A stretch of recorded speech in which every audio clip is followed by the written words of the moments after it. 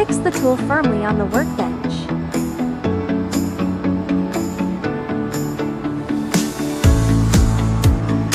Adjust the grinding angle according to your needs. Turn on the machine and start sharpening slowly.